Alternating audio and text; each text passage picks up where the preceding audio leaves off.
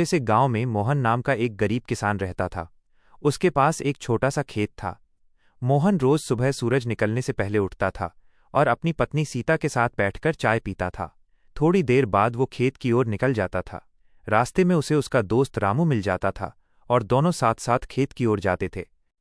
जब वे खेत पहुंचते तो देखते कि खेत की मिट्टी बहुत सूखी है, क्योंकि कई महीनों से बारिश नहीं हुई थी। दोनों किसान बहुत चिंतित थे। तभी मोहन ने हिम्मत देकर कहा, हिम्मत नहीं हारेंगे, मेहनत करेंगे तो सब ठीक होगा। फिर दोनों ने खेत जोतना शुरू किया। सूरज बहुत तेज था, फिर भी वे लगातार मेहनत करते रहे। धीरे धीरे दोपहर हो गई। उसी समय सीता खाना लेकर खेत में आई। सब लोग एक बड़े पेड़ के नीचे बैठकर खाना खाने लगे।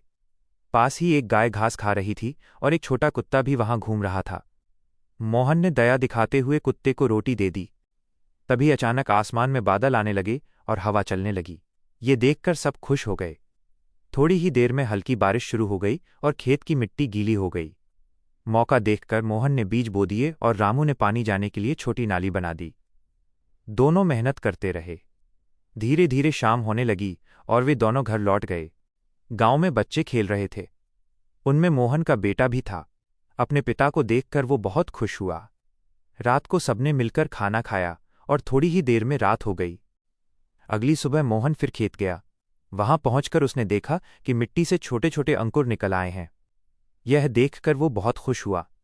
उसने तुरंत रामू को बुलाया और दोनों ने मिलकर भगवान का धन्यवाद किया।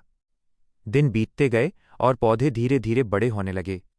मोहन रोज खेत में पानी देता था और रामू भी उसकी मदद करता था। इसी तरह उनकी दोस्ती और भी मजबूत होती गई। एक दिन अचानक तेज तूफान आ गया। हवा बहुत तेज चल रही थी और खेत के पौधे झुकने लगे। ये देखकर मोहन बहुत चिंतित हो गया, लेकिन रामू तुरंत उसकी मदद के लिए आ गया। दोनों ने मिलकर पौधों को सहारा दिया।